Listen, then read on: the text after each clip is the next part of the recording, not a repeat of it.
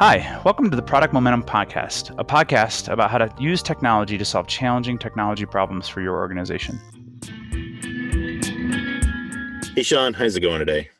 Good, Paul. Super excited for this one. April is a legend in her space.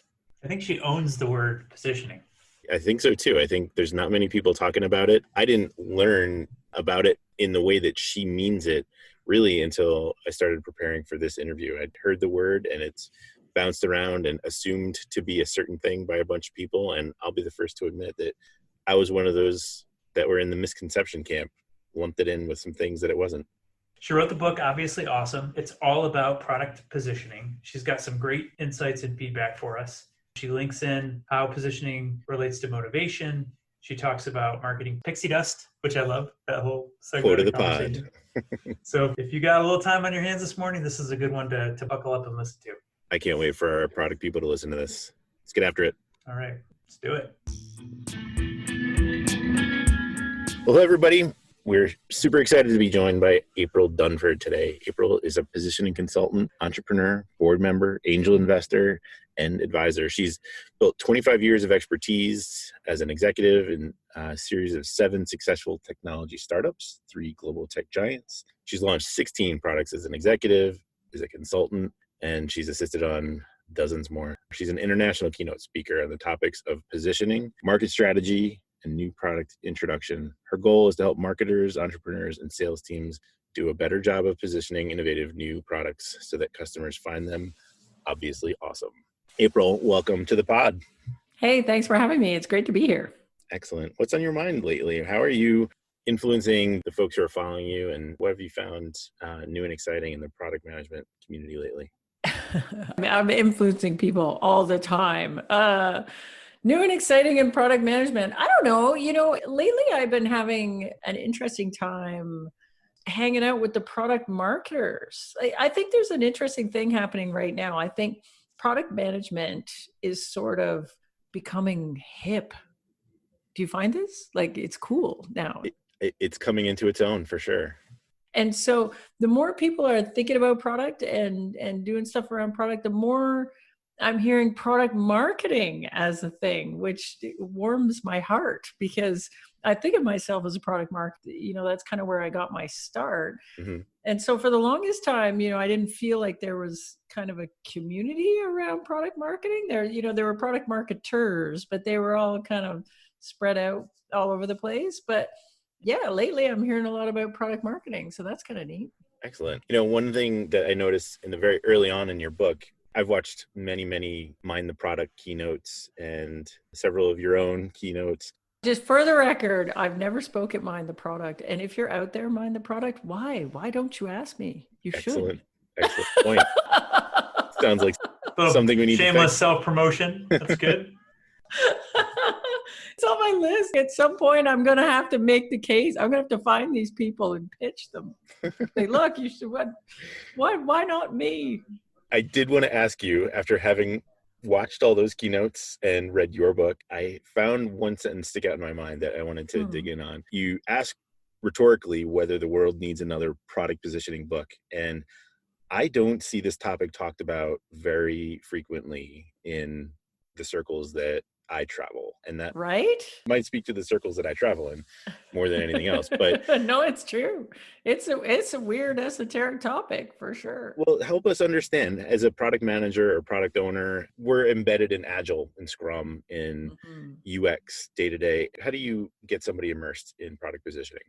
Well, so here's the thing about positioning. It is so foundational, particularly on the marketing and sales side. We can't do anything without positioning as an input. So it is like one of the few things that is like super, super foundational.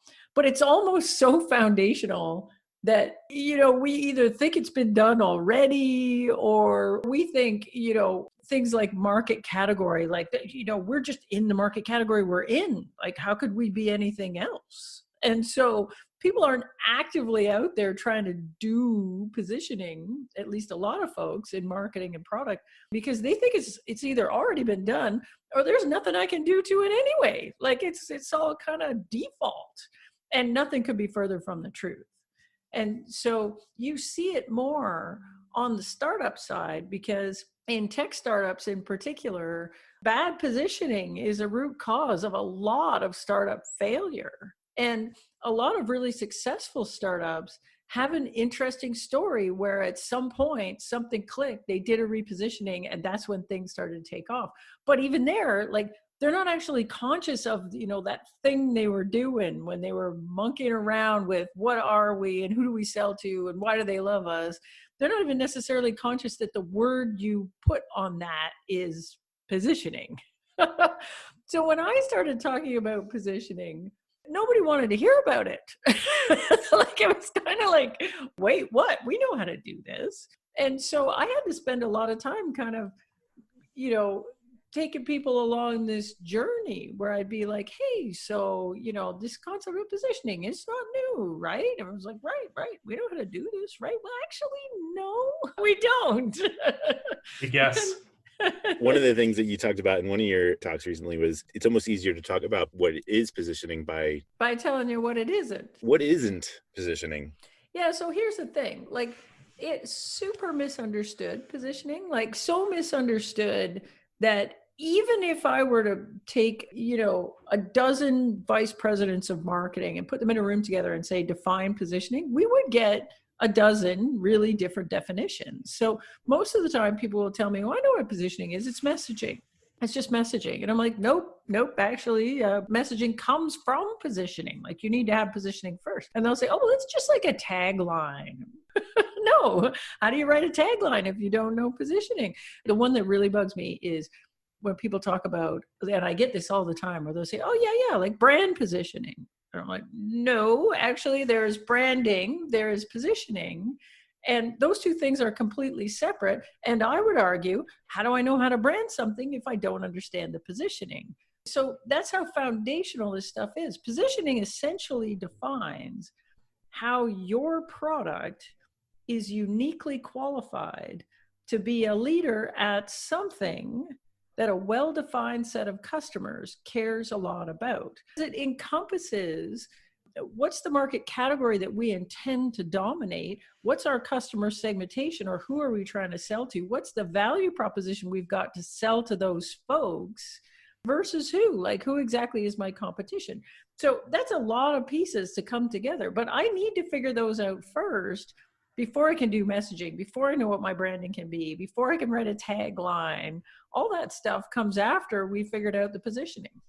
Yeah, so if I could reframe what I'm hearing from you, when we think about a product's vision, it should really start with a good understanding of who we're serving and what problems we're solving for them. And that serves as the foundation for positioning. Yeah, it's funny, like when you think about positioning, this idea of what's the problem that we solve isn't actually all that foundational, weirdly enough. and the product managers get all bent out of shape when I say that. They're like, no, we need to start with the problem. And I'm like, okay, well, how do you know what the problem is? And they're like, well, we ask customers and they'll tell us. I'm like, oh, but customers don't always know. So when you think about positioning, what customers do know is they know how life is better after your thing is on the scene. Ooh, I love that. Right? They know that. Abraham Maslow said, it's a rare and difficult psychological achievement to know what you want. Well, this is it, right? Customers should be able to just tell us, right? And the answer is no, they can't. It's interesting. In my methodology for doing positioning, the starting point is to understand that in your existing customer set right now, you've got quote unquote good fit customers and bad fit customers. So if I was to just take a survey of all my customers, regardless of whether or not they were actually a good fit for my product, but they bought from me, so I'm going to treat them all the same, and just did a survey and said, hey, what problem are we solving? Or even if I were to ask about competitors, right? Who's my competitor? You will get a really random assortment of responses, and they will all be different. So in my methodology for doing positioning, what I ended up doing is basically saying, look, the only people you care about are those good fit people, because you're trying to position to get a pipeline full of those. And every company has bad fit customers that, yeah, you sold them. Yeah, you managed to take their money, but you kind of wish you didn't. They want you to be something you're not. They are asking you for features you're never going to build. They're super unhappy. They're looking for an excuse to churn on you, and they probably will once they find something better. Like, I got to separate those ones out. Then I've got just the good fit ones, like the ones that intuitively understood what you are, the ones that bought really quickly, the ones that didn't try to jam you on the price, the ones that just renew all the time. They tell their friends. With those people, if you go to them, even those will have a hard time telling you what the problem is. But what they can tell you is, if you didn't exist, what would they do? They understand that. And so if you say, look, if we didn't exist, like let's say coronavirus is going around and it went around the office, we don't exist anymore, and you got to do what you do without us. Even if they can't solve the problem, they can tell you that. And that is a very good starting point for positioning, because that gives you competitive alternatives. Once I understand competitive alternatives, then I can say, okay, what do I have that doesn't have? What features and capabilities do I have that the competitive alternatives do not? And then once I have that, then I can say, okay, well, how do those features translate to value for customers? That gets me to a differentiated value. And then I can say, well, if this is my differentiated value, what are the characteristics of a customer that makes them really, really, really care a lot about that value? That gets me to a customer segmentation. And then lastly, I got market category, which is, if I'm trying to put my product in a context where that value makes sense to those people, what is the best context to wrap around it? And that's the best market for me to position in. So, quote from your book, your target market is the customers who buy quickly, rarely ask for discounts, and tell their friends about your offerings. In our world, we call those advocates. Like, these are the people that are willing to invest in the future of your product. Sometimes. Well, they're also going to be the first ones to raise their hand because they want to beta test the new features. Right. They'll give you the authentic feedback, right? They'll tell you the truth. Well, I think your good fit customers definitely include advocates, but they can be a very good fit customer that just don't advocate. For sure. It's possible. But yeah, definitely in general, your advocates are good fit customers.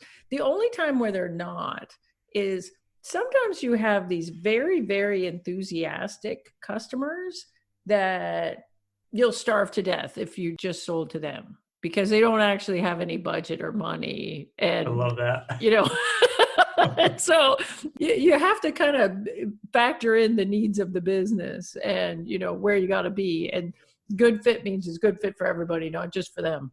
Good fit for you too. Good fit for the business. Good fit as well as good fit for them. Excellent. Again, like sometimes you have these people, they're super enthusiastic, but it's like, you know what?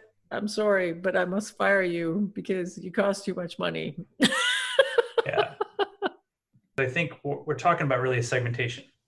And you say in the book that segmentation's often misunderstood in the product world. Yeah. So what I feel like you're saying is that powerful segmentation comes from identifying those characteristics of your product or service that inspire people. Well, that's it. And inspire what kind of people is the thing, right? So we do such a bad job of segmentation in general. And I blame consumer marketing.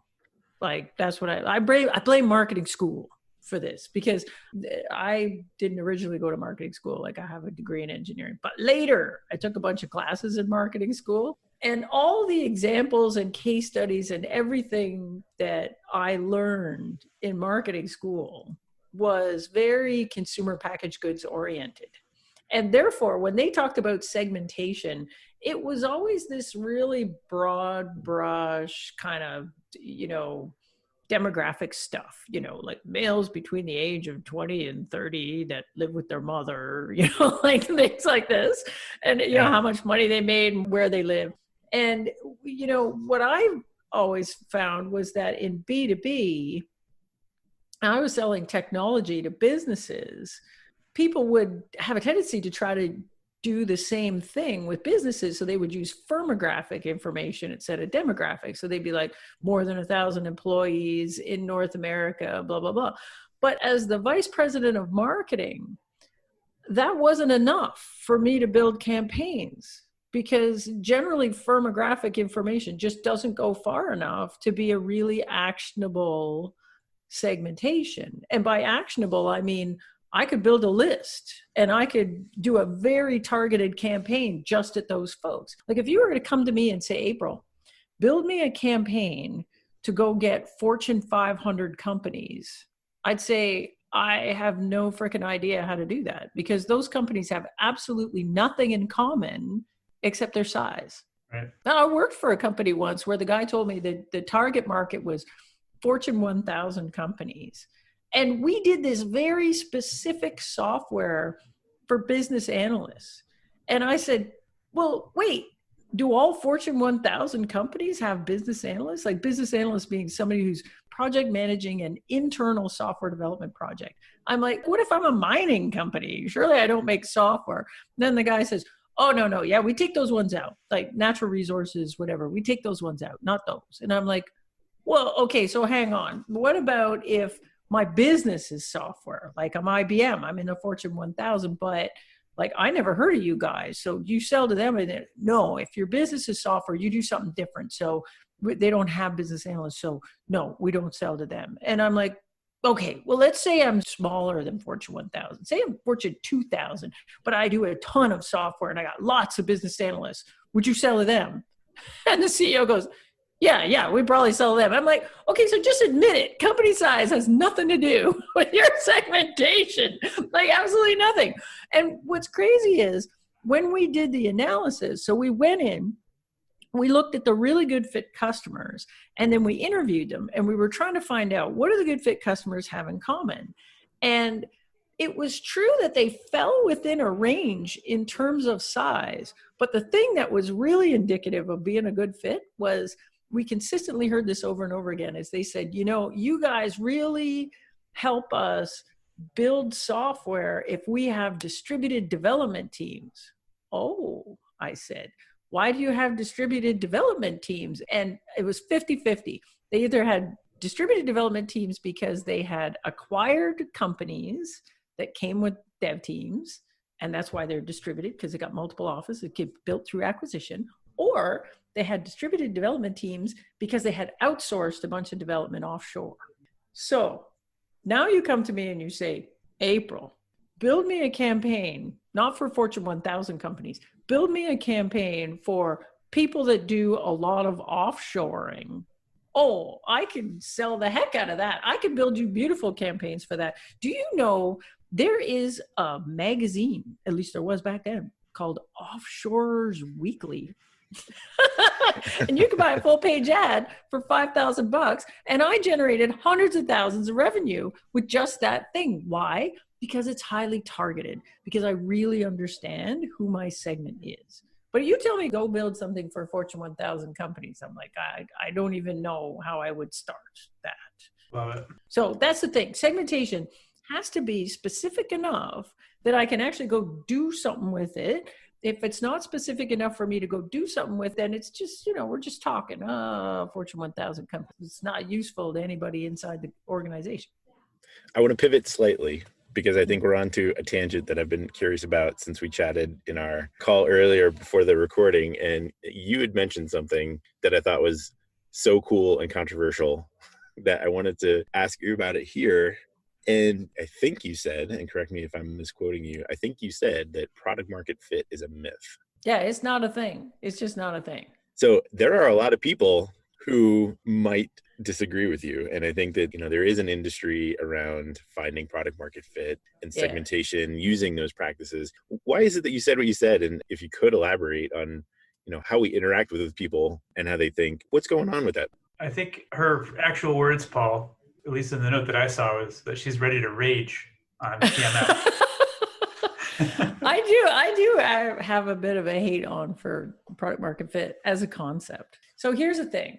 Product market fit, unsurprisingly, was a concept developed by venture capitalists. And when you have discussions about product market fit, the people who really, really are into it as a concept are venture capitalists.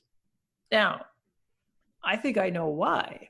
First of all, it's worse than positioning. If you say define what product market fit is, no one can agree. Like I actually took a survey on Twitter once, define product market fit for me. I got like 100 different answers. No one's in agreement. It's like something to do with you reach this magical moment where your product is a really good fit for someone. They say market, but they're not even really talking about market. And then when I say, well, how do you know if you've got it? And then a lot of people say, it's one of those things that you know it when you have it. I'm like, okay, great. How do you know when you have it? Oh, no one knows how to do that either. Like there's no metric.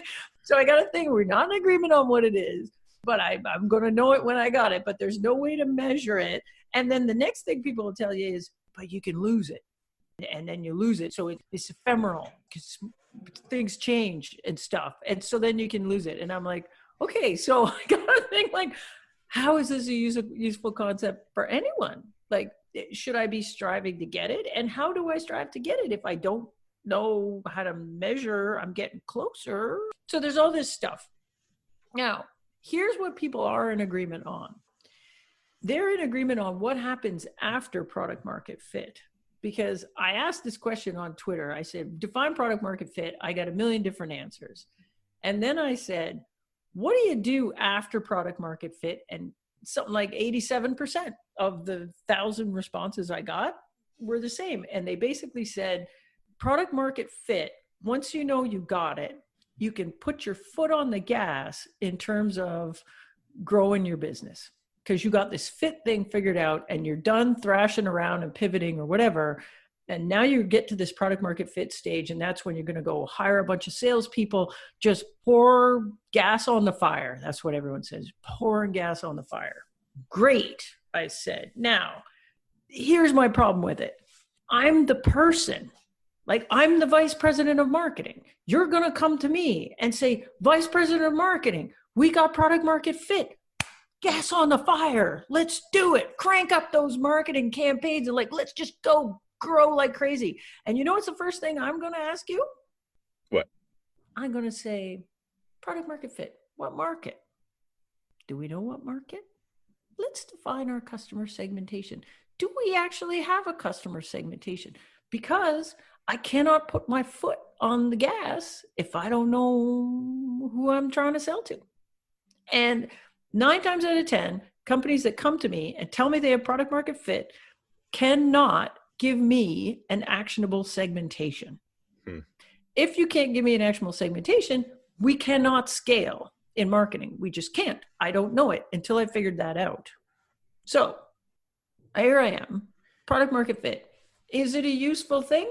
I can't see any use in it. No one knows what it is. They don't know how to define it. They don't know how to measure it. They don't know if they've got it or they're not. They don't have it. And even if you do have it, who the heck cares? Because I can't do anything with it half the time anyway. So why are there people on the internet that love this thing so much? I say to myself. So I go on the internet and I say, controversially, apparently on Twitter, I don't think product market fit's a thing. I don't even think it's a useful concept for startups. And everyone agrees with me except who? VCs. Venture capitalists. Interesting. Now, venture capitalists don't have any answers. They can't tell me what it is. They can't tell me how to get it. They can't tell me how you know you got it. They can't tell me any of the answers. But you know what? I get it. I know why they want it to be a thing, even though it isn't. They want it to be a thing because product market fit represents the perfect moment for you to invest in my company. That's what it represents. It is the pot of gold at the end of the frickin' rainbow. That's why investors want it to be a thing. But you know what? I want leprechauns to be a thing. That doesn't mean they actually exist. That's the same thing with product market fit. It ain't a thing. And then people say, well, what would you do instead? Like there must be a thing. And I'm like, actionable customer segmentation. Actionable customer segmentation is what you want. If you know enough about your product and the customers that it fits with, that you can give me an actionable customer segmentation, now I can put my foot on the gas. And actionable customer segmentation, I can go figure that out. Like I just told you how I figured it out for that one company, right? We figured out who the best fit customers were. We went and interviewed them. We looked for the pattern. Once we found the pattern, then we just smashed the hell out of it. Like, okay, I'm going after outsourcers. I can go do that. Oh, I'm going after the people that do a lot of acquisitions. You know, people who do a lot of acquisitions, they all have lawyers. They're a particular kind of lawyers, M&A lawyers. I can go find them and I can get all their clients. It's easy. I know how to do this. But if you can't give me that, then it doesn't matter whether you say you got product market fit or not. We're not putting our foot on the gas anywhere because we don't know how. That's my rant. Oh, that's a good one. That should drive some more controversy for you. We'll have fun with that one. I know I should shut up about it. But, you know, the only people I've seen that aren't VCs that are keen on it is because they're raising money from VCs and they have to say that they believe in it because the guys on the other side of the table believe in it. And they like it to be a thing so they can walk in and say, we've got it. Therefore, you should write us a check. There you go. That's but their no, incentive. it's baloney. It's baloney. It's not a thing. There's always an incentive, right? Yeah. Follow the money. All right. Little sidestep. I want to talk about motivation. So one of the things that we've found is the importance of motivation, like on the team in terms of building great software products. Like you have to have a motivated team that's thinking about the end result. And I believe that great positioning is a part of that. And I want to hear what your thoughts are on that. Well, I think the teams that are seeing success get motivated. And I've seen what it feels like when your positioning is mushy. On the marketing side, it's like a boat anchor. It doesn't matter how excellent your execution is.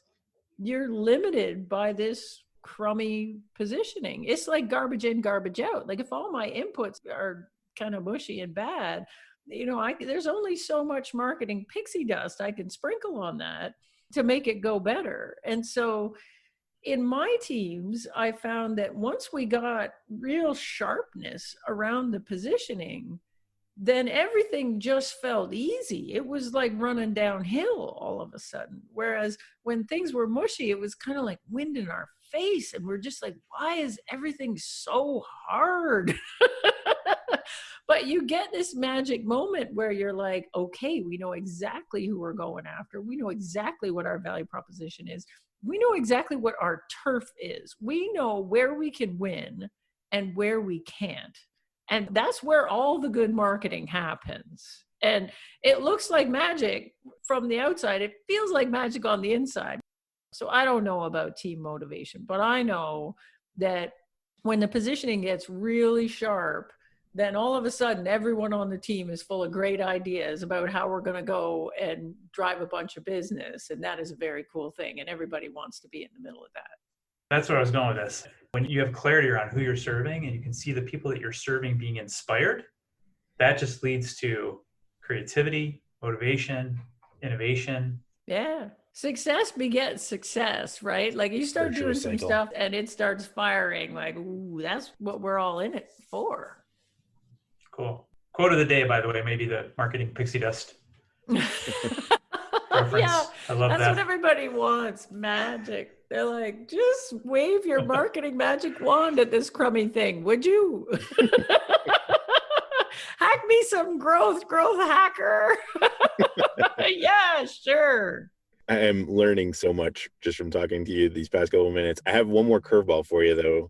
And I wanted to pick your brain on an article or a talk I'd seen recently. Darcy Kulikin had a talk called Product Zeitgeist Fit. Yeah. I thought you might have an opinion about this. I didn't watch the talk, but I read the article. So the gist of it for people who aren't familiar, you know, with products like Bitcoin in the early days, it's had a vague value proposition, but crypto and privacy were in the air or impossible meat. You know, there's this idea that sustainability is great, even though it doesn't taste very good and it's not particularly healthy. It has this accidental grace of being in the right time, even though it's not a particularly good or easy to understand product.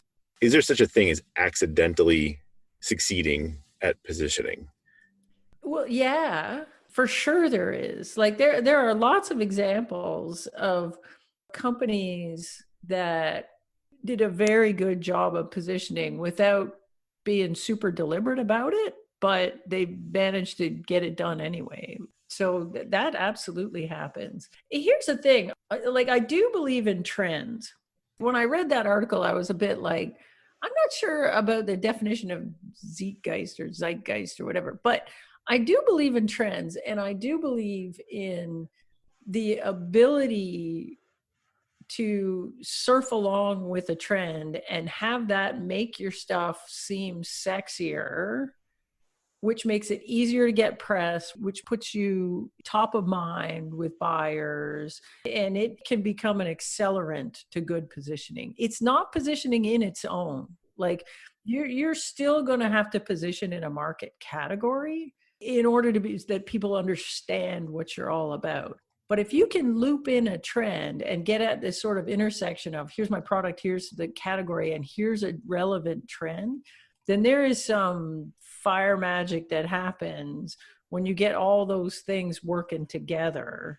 And there's plenty of examples of companies that, we would call boring that aren't surfing a trend. And it's totally possible to make all kinds of money without the trendiness in there. I've worked for a bunch of them. They spent years selling database software and there was nothing trendy about it, but we still made tons of money. But if you can loop this trend thing in, then not only are you doing a good job of answering the question, what are we? Why should you care? But the trend answers the question, why now, right? Why should you worry about this right now? And I think in B2B in particular, urgency is a hard thing to manufacture. And like I'm putting together a talk that I'm giving in a couple of weeks about competition. And one of the stats that I read was, on average, across businesses where there are salespeople, 20% of deals are lost to no decision. And that means you made the short list, you went all the way through, they selected you, and then they just decided status quo was good enough. So this idea of how do we create urgency in an account to get something done now versus putting it off for a year or 2 years is a big deal. And looping in a trend or being able to explain why this is important right now and why, the value of being early on this thing and doing it now versus later, I think is hugely valuable, particularly in B2B, which is where I spend all my time. Great answer. Those are great thoughts. You are speaking to the choir in that one. If I can figure out how to manufacture some more urgency in my world, wow. So 2 data points on this that I found this week, because I'm putting together this talk. Like one was this, 20% of deals lost to no deals. The other one was a stat. It was a survey done of salespeople, and they asked the salespeople, what are your customers' biggest problems? And their top problem was essentially getting company buy-in to do something different. And then the second top problem was essentially figuring out the landscape of competitors, like what should we pick, which is also a positioning thing. And then the third top problem was getting people to give up the status quo, which was kind of the same as the first top problem. It was like, oh my God, this is really bad. So, we think we're competing with all the competitors in our market, but we are just as much competing against status quo. And why not just keep doing the things the way we're doing right now? Yeah. I have another question for you that came up from reading the book. I'd love for you to talk about the difference, because I think this is salient to our audience, the difference between positioning your product for customers versus positioning for investors. Oh, yeah. These are really different. So you got to think about your audiences, right? Like the investors are trying to figure out whether or not you're a good investment, which means, am I going to get a good return from you? So they kind of want to know, how are you going to be $1 billion business? Like, where are you going to be in 10 years? And how are you going to grow really big, over the course of our investment? So they're interested in these kind of longer horizon things and a little bit on how you're going to get there, but mainly, what does that look like in 10 years? And tell us a story about that. Whereas customers are super short-sighted. They're like, I give you money in exchange for something you're going to do for me right now. They kind of don't care that much about where you're going to be in 10 years. Like, they want you to be alive. They hope you're not going to be out of business. And a lot of times the vision that you sell to a VC or an investor is actually kind of a negative story for customers, or at least sounds scary for customers. Like, we're often talking about, oh, we're going to completely disrupt this space and all the incumbent guys are gone and we're just going to replace all this stuff in a customer stack. And you can't sell a customer that right away, right? If you come in, you're a little startup and you're like, yeah, I just rip out all that stuff you spend millions of bucks on and we'll just replace that. And it's often too disruptive. Like, we love disruption on the investor side, but disruption doesn't sound so good on the customer side generally, right? Innovation sounds good, but disruption. So often your pitch is very, very different. And I've worked at companies where, we'd pitch this longer term thing that says, eventually we're going to be the infrastructure for a big retailer or a big bank. And we'd be painting that picture. But what we'd be telling the retailer is, look, it's just a little thing. It just sits alongside everything else you've got and it just works. And look, here's the value it's going to do. And then, once we're in there, we're going to start talking to you about other stuff we can do, but we just need to get in. So the pitches are completely different because different audiences with different ideas about value. So you mentioned the word innovation. And one of the things we like to ask is how you define it. So how do you define innovation? Oh, geez, I don't know. How do I define innovation? Like, there's a lot of different ways to be innovative. I'll tell you that. I'm kind of sidestepping your question. It's okay. In the companies that I've worked at, there's been a lot of technical innovation because it's always been tech companies. But I think there's lots of ways to be innovative outside of the technology. I think you can have super innovative business models. I think you can have lots of innovation in how a technology interacts with all the other technology around it. I think sometimes things that look innovative are actually not as much innovative as just simplicity. And, when things get really complicated, it makes it hard for people to use. And so, sometimes you have things that are, they're innovative in their elegance. And I like products like that. So innovation, I don't know, it takes a lot of different forms. And mainly it's just about having a different point of view on, the problem and how it should get solved and kind of how the world works. Like, the best startups that I've worked with have had a very distinct point of view on a market, and the product and the business model and everything else sort of fell out of that distinct point of view on the market. But it was the point of view on the market that was really innovative, right? It was the way of looking at the space that was actually really different. Cool. This is from your book. For identifying your product's unique attributes, you suggest concentrating on those things that impact consideration versus retention. I thought your argument was really powerful, and I want to make sure it gets shared in this forum with our audience. Yeah, it's an interesting thing. And it's one of these things that I end up having to explain to folks on the development side. If you're working with developers, because sometimes they get all bummed out. They work on a feature or they work on some capability and it was really, really hard to build and, took a lot of hours. And then you go to do the release and they're like, why didn't you mention that thing in the press release? And you're like, And then I have to explain the difference between what we call acquisition features and retention features.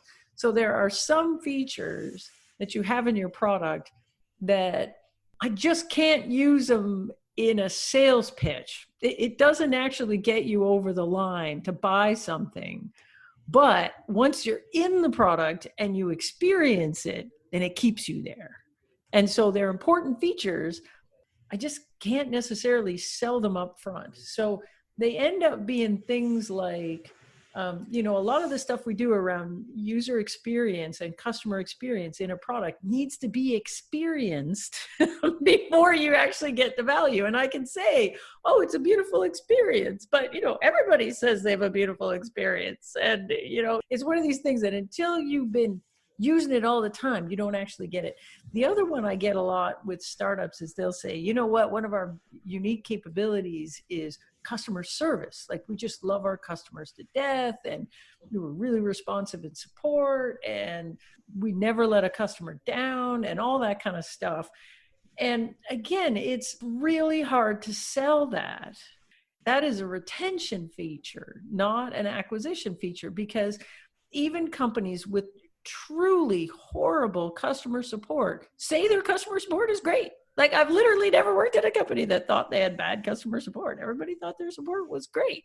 So you can say it's really good, and I can say, oh, we're just going to love you to death and whatever, but it's subjective. And if everyone else is saying it, how do I prove that mine's better than anybody else's? And maybe I got some customers with quotes and stuff, but it's really a retention feature and not an acquisition feature. And so it's kind of important to understand the difference between the two, because you don't have that much time and space to talk about every single thing that you do. And so if you've got things that are retention, you don't talk about them in your marketing material when I'm trying to just get you into the pipeline.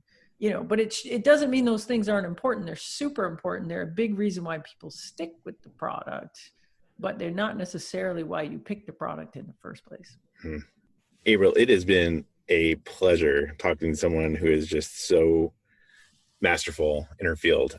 Oh, thanks. I can't tell you how much I've learned in the past hour or so. You will be thanking me when all the VCs are sending you hate mail and go, All right, I'll forward them on to you. Not about that product market fit thing, man. Before we let you go, we do have one quirky little question that we like to ask everybody before we wrap up. And it's, besides your own, obviously, what book would you recommend to somebody who's looking to learn something or get inspired? Oh, gee. I just finished that negotiation book called Never Split the Difference. Yeah, great book. Chris Voss is the guy's name. I just finished that one, so it's kind of in my mind right now. And I thought that was good. And negotiation skills are a thing that everybody needs, right? So it must be fun to write a book like that everybody needs, instead of like I wrote this weird little niche thing that only 12 people in the world actually care about. But reading his book, I thought it was really neat. The other thing about it is that there's a moment in there where he talks about, he's like a hostage negotiator, right? So he's talking about you're negotiating with a hostage taker. And he talks about there being this moment where you're trying to basically talk about your point of view on the situation and get the hostage taker to see it like you. And you've done it when the hostage taker says, you're right. And interestingly, we have a similar thing in marketing where there's a part in a good sales pitch where you basically outline, this is my point of view on a market. And if you're doing it well, it's the moment where the customer's viewpoint shifts. They see your point of view on the market and agree with it. You lay it out, and what you're trying to get is for the customer to go, yeah, you're right. It's the same thing. Wow. I really like that book because I was like, oh, this is just like a good sales pitch. Product positioning is hostage negotiation. I love it. There you go. All right. Well, to sum it up with a few words here, positioning can be a secret superpower that can change the way both your team and the world thinks about the problems you solve, your technology, or even your entire market. And I think your work in this field has been fantastic. It's been a great addition to the field, and we are honored that you came to join us today on the podcast, and look forward to doing some more things with you in the future. Oh, awesome. Well, thanks so much for having me. This has been great. Thanks so much, April. Bye-bye. Thanks. Bye. Well, that's it for today. In line with our goals of transparency and listening, we really want to hear from you. Sean and I are committed to reading every piece of feedback that we get, so please leave a comment or a rating wherever you're listening to this podcast. Not only does it help us continue to improve, but it also helps the show climb up the rankings so that we can help other listeners move, touch, and inspire the world, just like you're doing. Thanks, everyone. We'll see you next episode.